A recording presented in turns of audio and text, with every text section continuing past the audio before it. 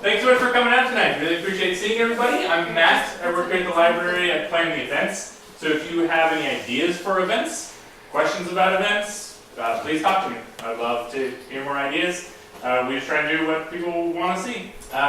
Speaking of which, I've been here about 3 years. I don't think I've ever had a program that has had as many comments as tonight's program. I'm really excited to have Sharon Domier here from UMass, and I really want to thank Paulina also for giving us this idea. Yeah. So if you really think it's gross, please blame Paulina.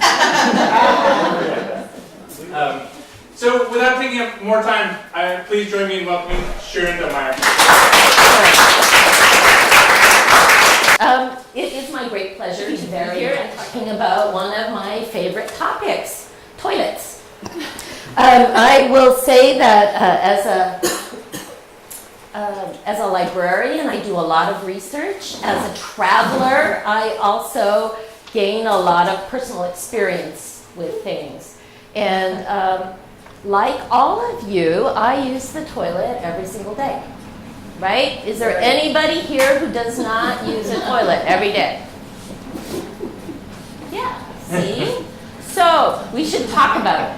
I think it's an important thing to talk about. It's a very important thing to talk about when you're talking about foreign languages and foreign customs. This beautiful bathroom is Japanese advertising. And so you can see in English it says "for precious life." And underneath in Japanese, it says, "for your important life," or your living. And so it's a Japanese toilet. It's a washlet. It has the bidet function in it. We'll talk about it later. The remote controls. How many of you have remote controls on your toilet?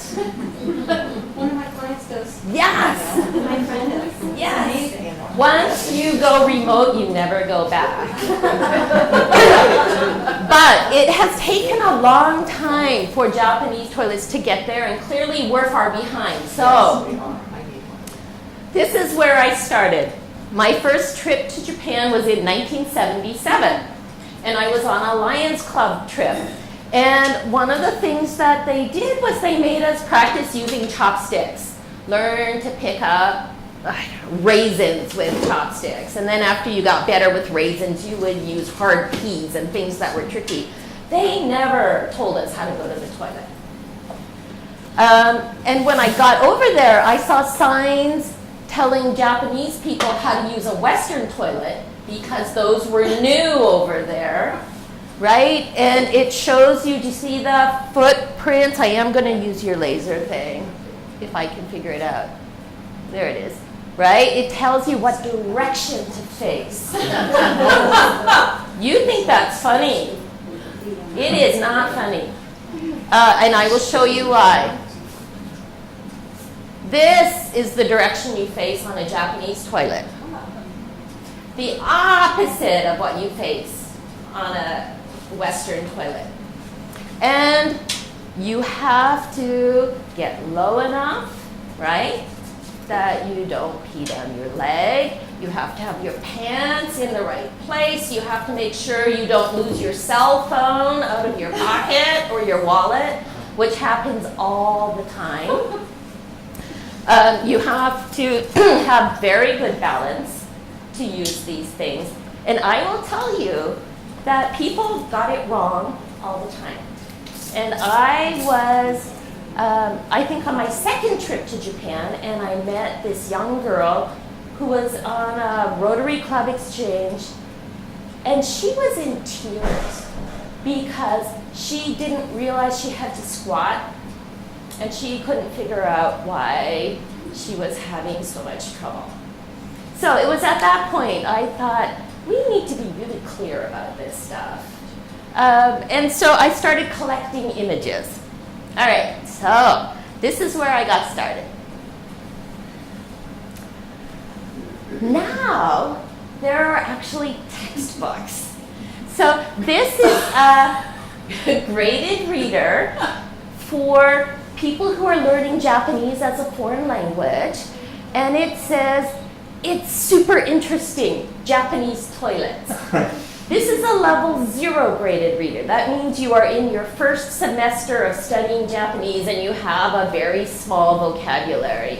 So instead of waiting until you're a grad student and go over for the first time, they introduce you to Japanese toilets right at the very beginning. And I can promise you I have several copies in my collection at UMass. All right, but let's talk about where they started from. So the picture up on the right-hand corner is a guy using a river, right? There's a little bridge, there's a little cutout there, and so the first word is kawaya. And so it's just a hut over the river. Very practical way to use a bathroom, right? It's clean, it's flowing, it makes perfect sense. What are the dangers? What would you worry about if you were using it? Well, yes, you have to worry about drinking the water, swimming in it, falling into it, right? These sandals are a little precarious on that. Those sandals are very special. Yes, you have to have good balance. Those sandals are high to keep you from stepping in other people's mistakes. All right, do you see this little green guy on the bottom right? Does anybody know what he is? All right, so in Japanese, he's called a kappa, K-A-P-P-A. And he is a mythical creature. He has a plate on his head that has a little indentation and there's water in there. On his back, he's got a tortoise shell and he's got webbed feet for swimming. He lives in the river and he likes to eat cucumbers. That's harmless. He likes to do sumo wrestling. He also likes to drag people in the river and drown them. He does one more thing, and that's not very nice. And the reason you have to be very careful when you're on that kind of bridge is that he will reach up and he will remove some of your internal organs. You have always got to look down before you use the bathroom. This is very important. So I collect those guys. I like them. And some people have, anyway, we won't go too deep into that. But he comes back a number of times. Now, look at this dress. You see this? So there's 12 layers of kimono. This was a noblewoman's dress. A normal person would not have worn that. But in the imperial palace, by 794, so that's the Heian period, they had a capital city, very urban culture.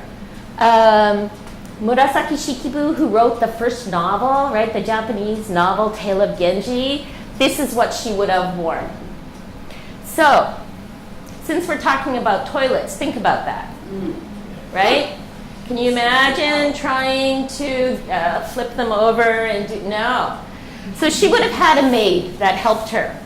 She would have had a porta potty maid who came and inserted the porta potty at the right time in the right place.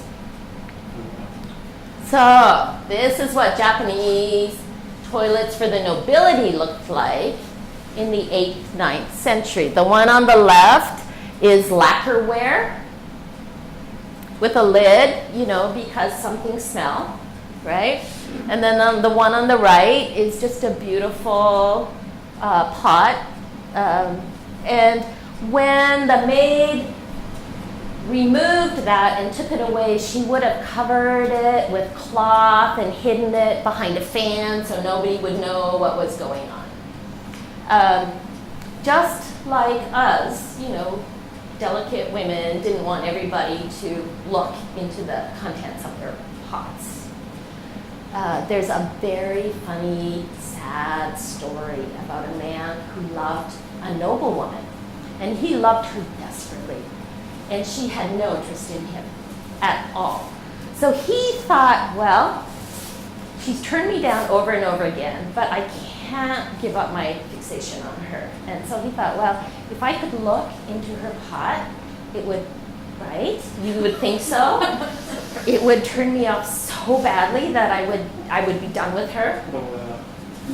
So he waited outside the door. And the maid comes out carrying this pot, and he tries to grab it. She's like, no, no. So he grabs it, and he runs off.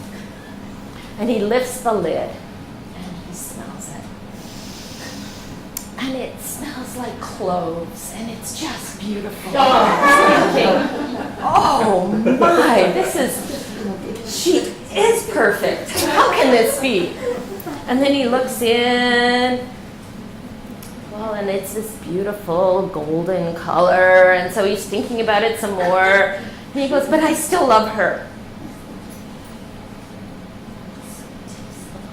And it's fabulous. And he's like, what?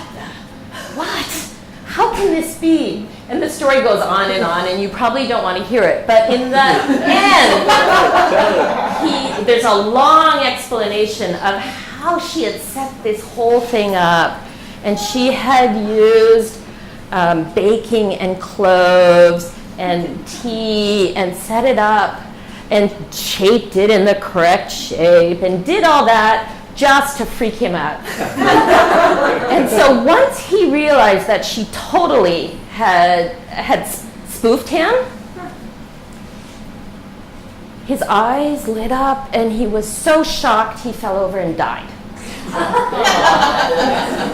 This is how Japanese stories go. There are rarely happy endings to Japanese stories.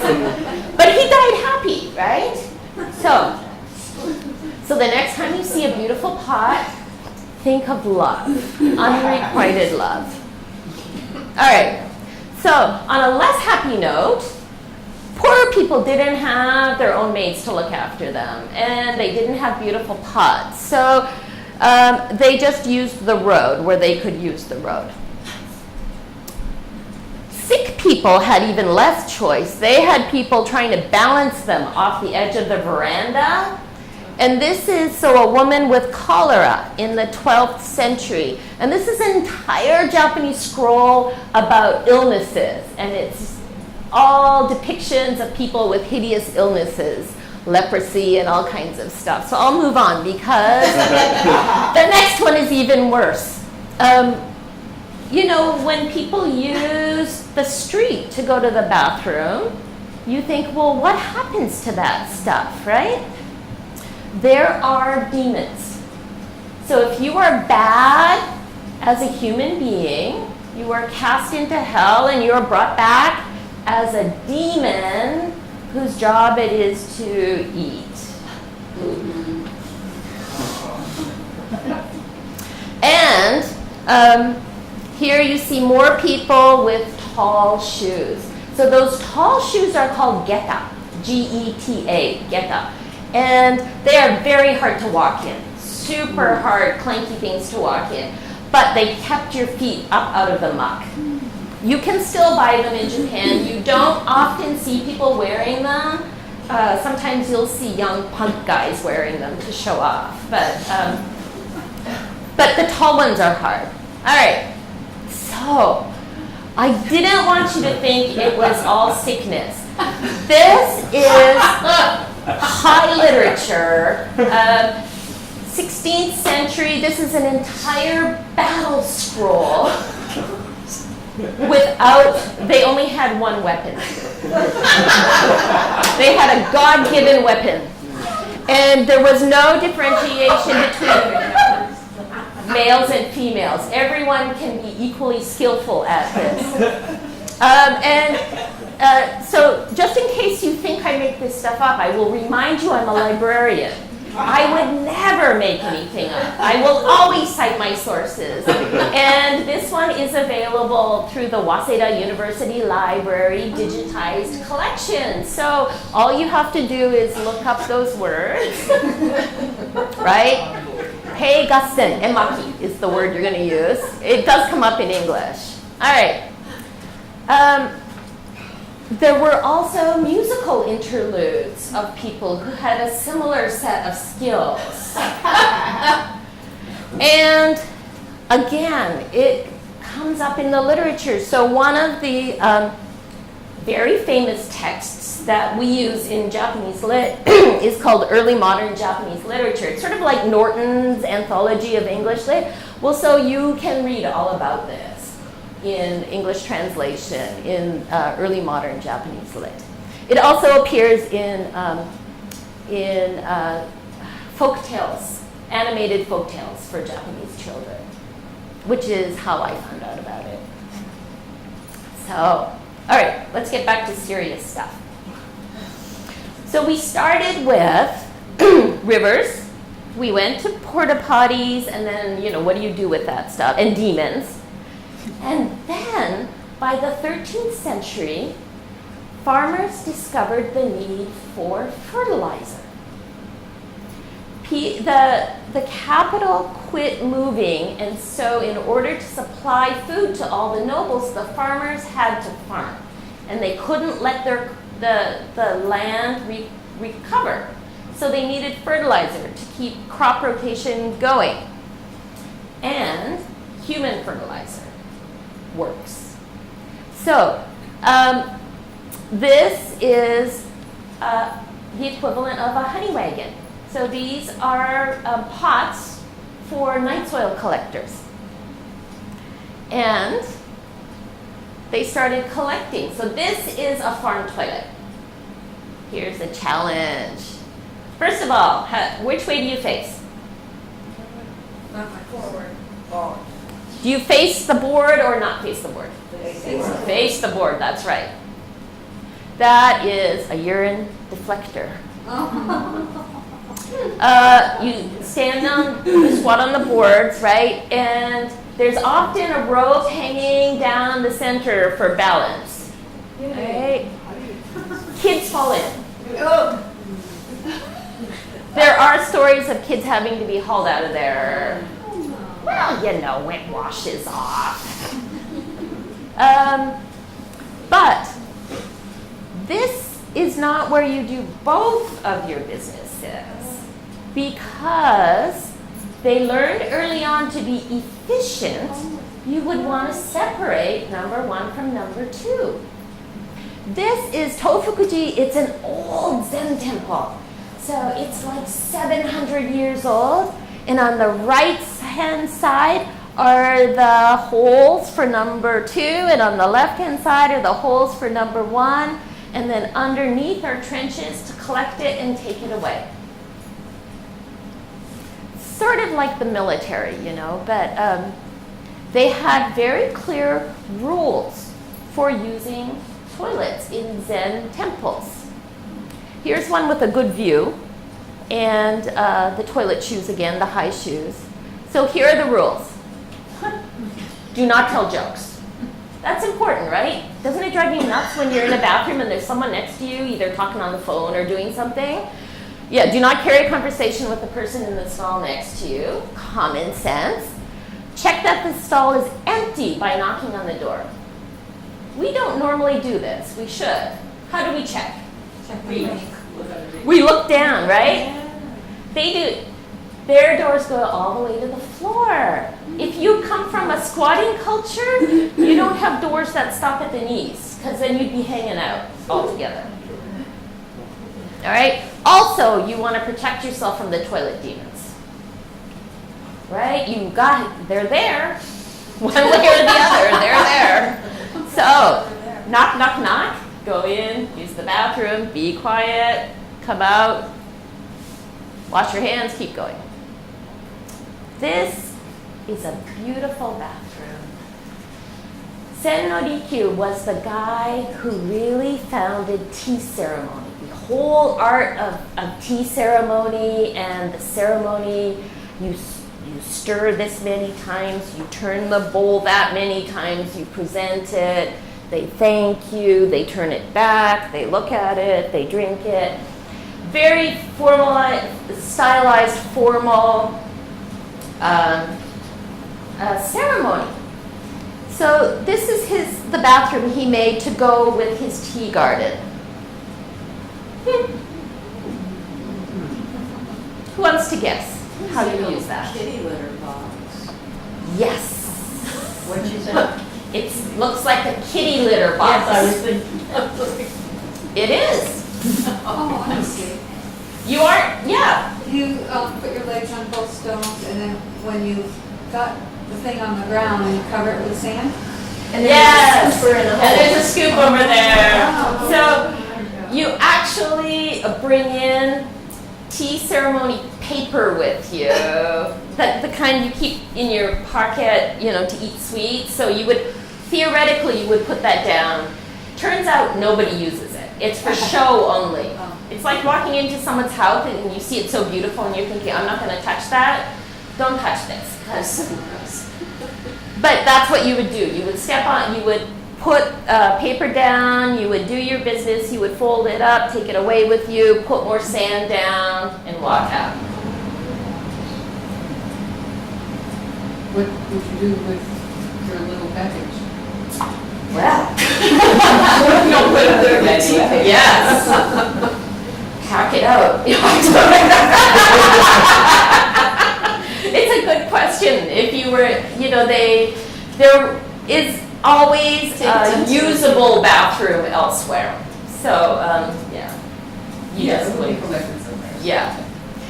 So, when was it that President Trump had his meeting with the leader from North Korea a few weeks ago, right? Do you remember in the news? They were like, he brings his own porta potty. How weird is that? Not weird at all. This is a piece of art depicting the shogun. So in Japan, there was an emperor, and then there was a shogun who was the military leader.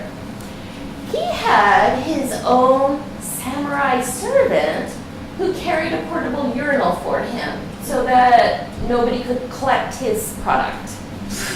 And so this was a hereditary post. And it went from family to family, right? And it wasn't a super high-ranking post. I don't know who would want to be known as a P-boy, but, as a librarian, I was happy to find out that the family's records, their daily diary, had been donated.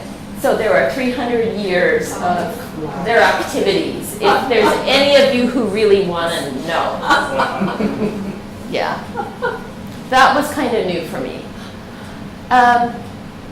So one of the other inventions that comes from the same period, we're talking 1600 to 1868, that time period, it's called Otohime, and hime is a Japanese word for princess. And oto is sound. So this is a sound princess.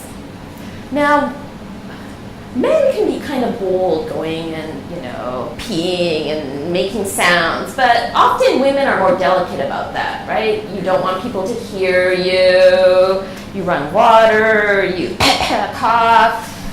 So in some cases, rich, noble women had maids who made sounds, like dropped rocks into something to make sounds, or they did whatever they could do.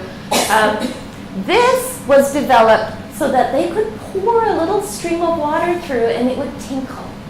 It would tinkle as you tinkled. And then nobody would hear the sounds that you made. This comes back in 200 years and you'll see what it looks like now. So Otohime sort of looks like a water samovar, like a tea samovar, Russian samovar, or a kettle. But anyway, that's the thing when you're looking at Japanese vases and stuff, often they're not. There we go. All right. Question. Yeah. So that has elephants on it. That's not something I associate with Japan. Yes. And at the top is a Chinese lion dog, right? And I don't know what that is at the bottom, but The drain maybe. that's the spigot. Yeah. Oh, yeah. Yeah. They knew about elephants. They knew about elephants through China and China's connection with the Silk Road. Silk Road, right? I don't believe they had elephants in Japan. Japan at that time, but they certainly knew about them. Yeah. Thank you. You are welcome. I am not the tidiest person in the world, but can you imagine a toilet that's set on tatami mats? Right? So what you're looking down on is sand. And that is in a little, what do we call those things? Like when kids, a radio flyer, what's that thing called? Wagon. Thank you. It's in a little wagon. And so the guy, the night soil collector, would then come, and that would be underneath, right? Because Japanese houses don't have basements, and they're up above the ground for ventilation. So it's the sand is a brilliant idea. It keeps it from making noise. It keeps it from smelling or bouncing back. Anyway, it keeps it. I don't need to explain it to you. And then somebody will come along and take it away and clean it up. And there's on the right-hand side, there's a little lid there. And that is a famous saying in Japan, is to put a lid on something that smells. So when people are having a huge fight, you're like, put a lid on it. Yeah. Enough. Yeah. So there's always a lid. Also, you know, it keeps things from crawling up into your house. This is a urinal. Isn't that beautiful? And normally there would be cedar branches coming out of this urinal for a number of good reasons. One, because that way it sort of dissipates the liquid. And also, you know, it's fragrant. And I haven't been reading you stories from the Japanese literature, but these kinds of things pop up all the time. How lovely it is for a man to get up in the morning and there's this fresh cedar branch and it's kind of cool and so it's steamy and it rises. And this is the kind of stuff we read in Japanese lit all the time. What do you think the shoes are for? Yeah, protect your own shoes.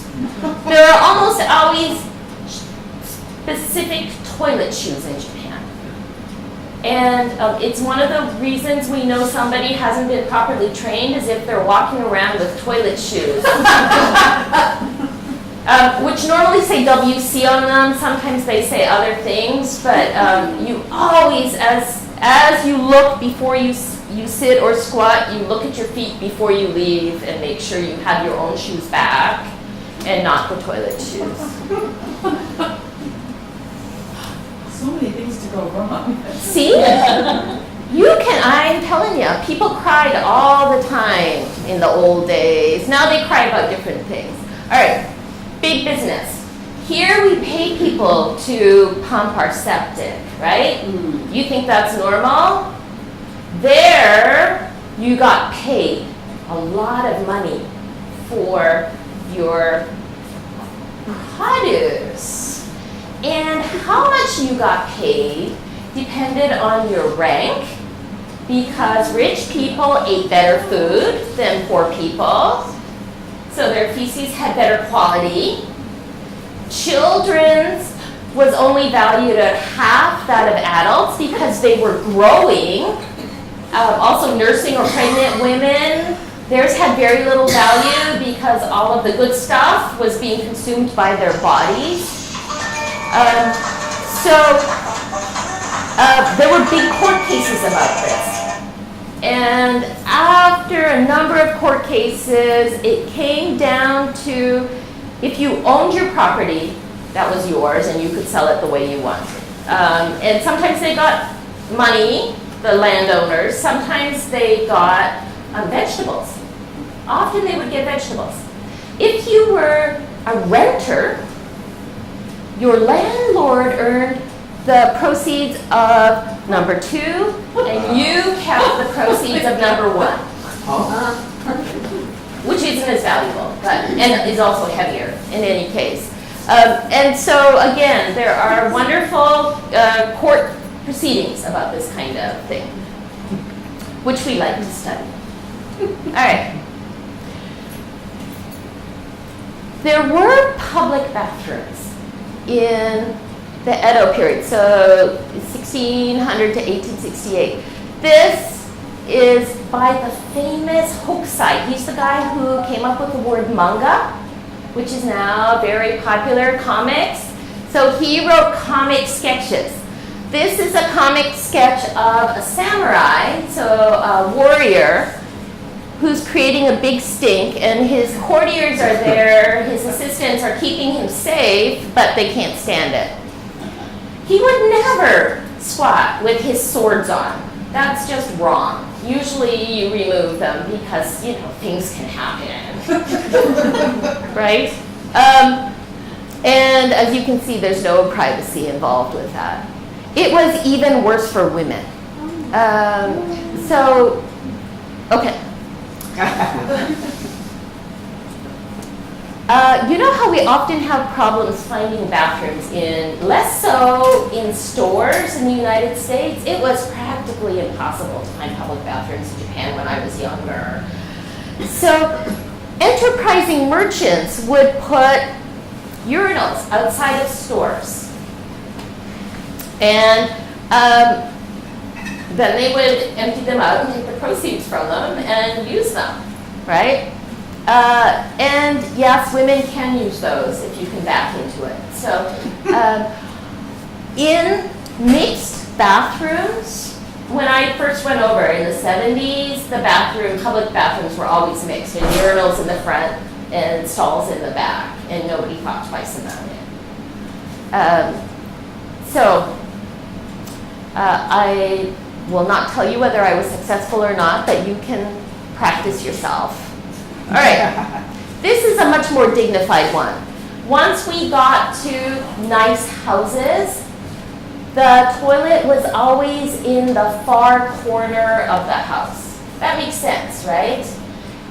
Even today, they're either in the back corner of the house or at the very front door of the house. The first thing you see when you go into a Japanese apartment is the toilet. I think it's just to keep it at the edges, you know, away from your living space. And then there is a water bucket here to keep your hands clean. And that one would also have had, you know, like a wagon for disposal.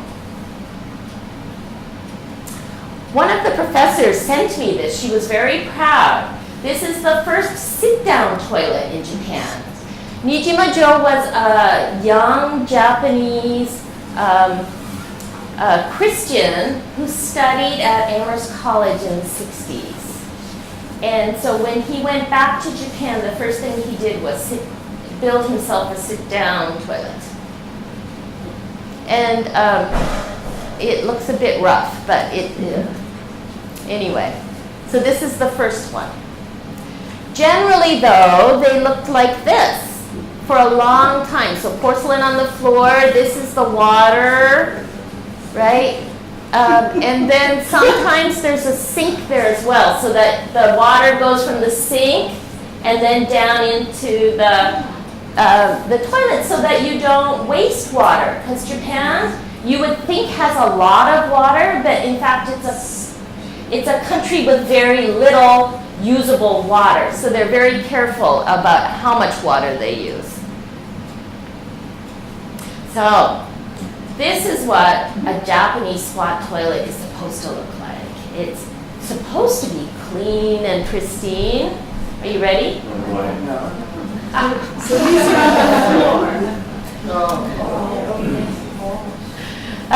This is what they often look like, or they used to look like, I will say. They used to look like. And this one came from one of the first databases I had ever seen in Japanese, and it was the Tokyo Toilet Map database, and it was brilliant.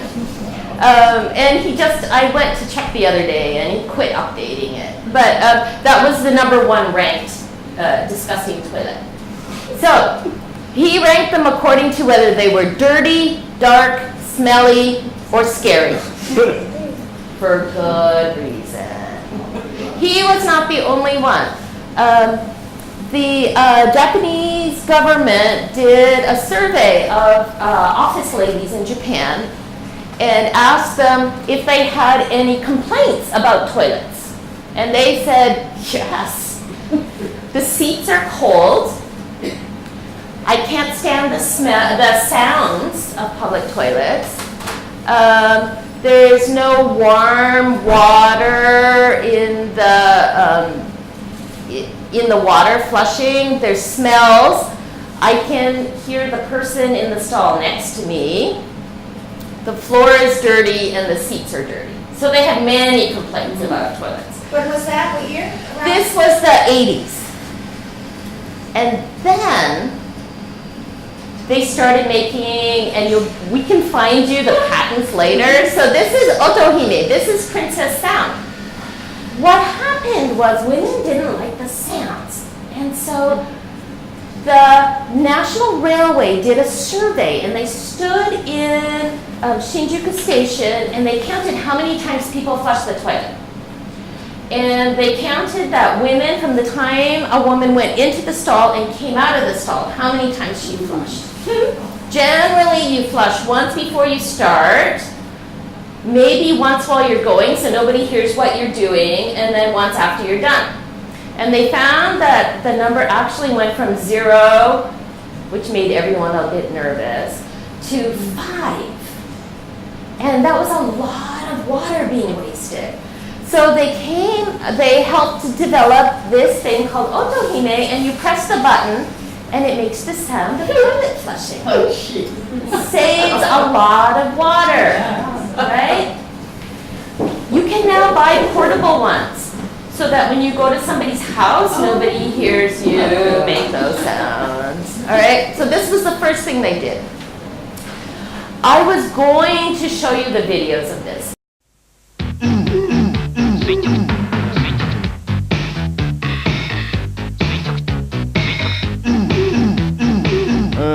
配管の洗浄力、そこのところがよく落ちる。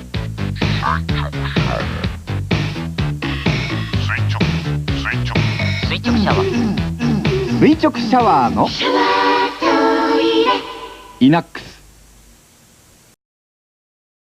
皆様、手が汚れたら洗えますよね。こうして紙で拭く人っていませんわよね。どうしてでしょう。紙じゃ取れません。お尻だって同じです。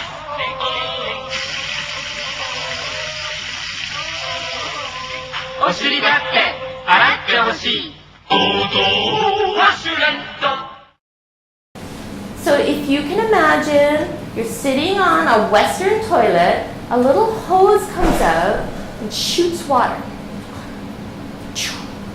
So there's a lot of people that are making funny faces like, right? No. That's, Japanese were like that too.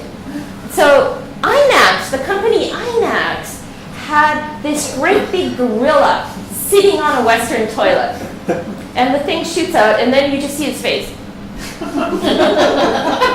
And then he looks between his legs, and the tagline is, the water makes the stuff drop off there. Because he's a gorilla, so he has issues.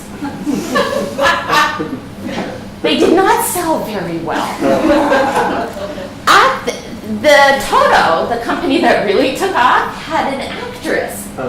And she's a very cute thing, and she paints this blue stuff on her hand, and she says, if your hand gets dirty, you would wash it, right? She said, your butt wants to be clean too. Toto. And then, so here is what the remote controls look like.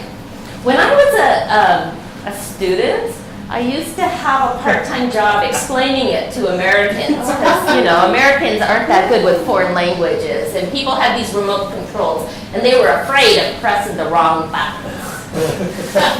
And so, there is, this one is for your back end, and there's different velocities you can go at.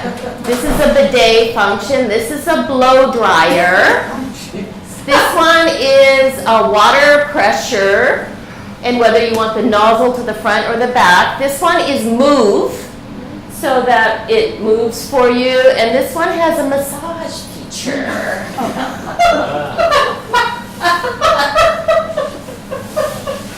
And if you ever, yeah, do you have a question? Do they use toilet paper?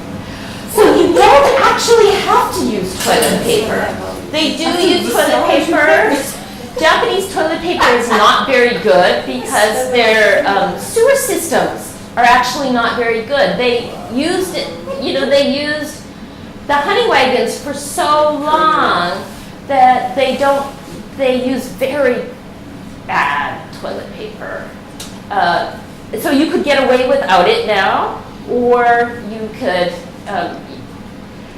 or if you don't want to sit there as long as it takes for the drying function to work, you could, there's still a flush and there's always now there's toilet paper. It used to be you had to carry your own. Yeah. So I used to get like free meals for explaining people how to use their toilets. All right. Then by 2005, they had Wi-Fi capability, and they could do medical checkups. So you know how you have to go in for a urine test sometimes, and they want you to pee into a cup? Yeah. You just hit collector, and it catches it for you. Well, this whole process must take longer than like what we're used to spending. Yeah. Right. Yeah. So if someone says, "Sorry, I have to go for a quick pee." There's no quick. Well, there can be, but you lose the joy in the whole thing. So they started thinking, this is great. We can do medical checks. We can do all kinds of things. Bluetooth technology. You can now use a remote control to set the temperature of your toilet seat before you get there. Because there's nothing worse than a cold toilet seat, right? And also, they now have remote sensing so that when you walk up to it, the lid lifts. Wow. So you don't have to touch anything. You don't have to, it's totally hands-free now. You just walk in. And they have MP3 players, so you can set the music to whatever makes you comfortable. They're great. They got hacked. So, there's always kids with, yeah. So, we have not had stories of hackers doing anything, but they did figure out how to go in and hack these things. And people were, there were reports in the Japan Times about worrying that people would like change the seat temperature to flush when you're not expecting it, or waste your water by, anyway, every time something is got remote control or Bluetooth, things happen. But that's how fancy these things are now. And so, of course, there's an app for that, right? You can have your own app for your toilet to set it up the way you like it. All right, so we have gotten to the point where almost all households in Japan have those nice toilets. Almost all of them. Schools for little kids do not. They still have squat toilets. Those poor little kids are raised on these other ones. They get to school and they're dirty and they're scary and they're squat. They don't know how to use them. And so little kids, they did a survey, quit going to the toilet at school. They held it all day. And so this first book, which of course I have in the library, it says, can you poop at school? And, because not only is it scary, but you don't want anyone to see you walking into a bathroom. And so there's a big public campaign now to encourage kids to use bathrooms. The second one is it's a song and dance routine to encourage students to move around and exercise exercise so that they will eliminate better. And, all right, so this is the survey. At home, do you use a Western style or a Japanese style? You see the yellow, Western. Red, right? So you can understand why kids were freaked out about it. There's a good poop laboratory where they talk about what's healthy poop and not healthy poop. And a poop meister who comes and teaches students all about it to encourage them, and then they do the dance.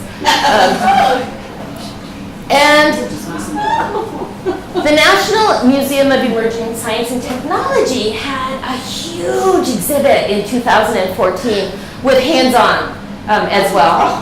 We just have a Dr. Seuss museum over here. I know, we're missing.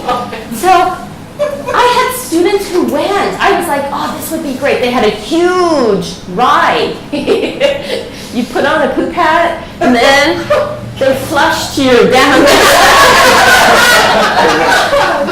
So you could experience the whole thing, and then you came out the other end. And so I wasn't there when this thing was on, but when I gave the talk at UMass the next fall, these students are like, yes, we were there. I said, did you put on the poop hat? They said, of course we did. Oh my gosh. So there were, I don't have the statistics in front of me, there were like 20,000 people who attended this thing. And I know it looks disgusting, but you know, this is life. They also started to remake toilets for kids. And so this one is small, bright, cheery, and you see more and more of these around. Regular public bathrooms are also now brighter and cheerier, and they have competitions for toilet art and toilet architecture. And because of all the emphasis they put on it, one of their bragging points as a country for tourist destination is high-tech toilets. And because of that, they are now advertising all the places you can go to see interesting toilets. So this one is, right? Yeah. Yes. This one, I have no idea why it won an award. It kind of creeps me out, but it's it's a strawberry shortcake, I think. But is the handicap here? Oh yeah. Absolutely. And different heights, right, for the short people. Totally. The balls might be bigger too. Yeah. This was relatively new.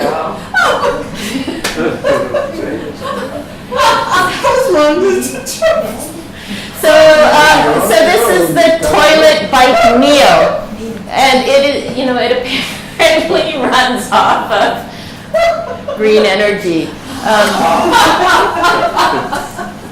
and it ran all over somebody drove it all over the country.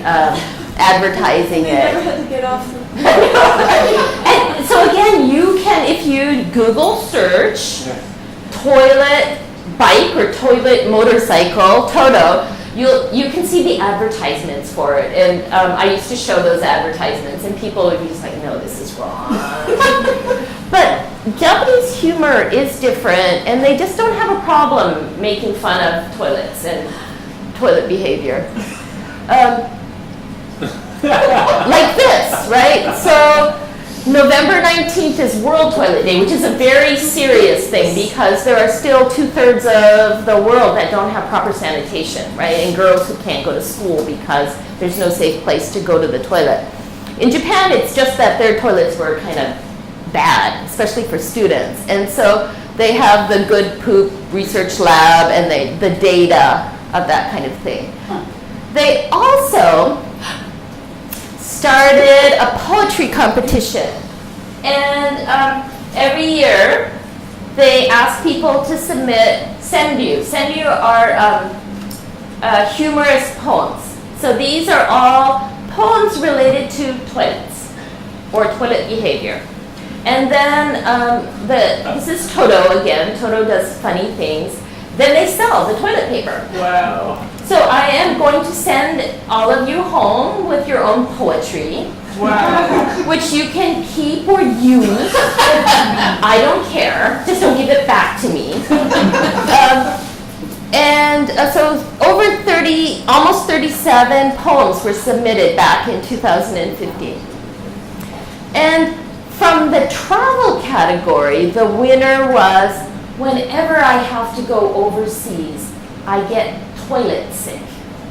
As in homesick, but I miss my washlet. All right. This one didn't win a prize, but it made me laugh so hard I decided to include it. And this one says, who knew food could change this much? All right. Do we have this in your collection? We don't, unfortunately. No, I know we should. I think we will. Great. We will soon, yeah. I think it's important that everybody remembers everyone poops. All right, so I have citations for you, I have websites for you, but I think I'll stop right there. Thank you.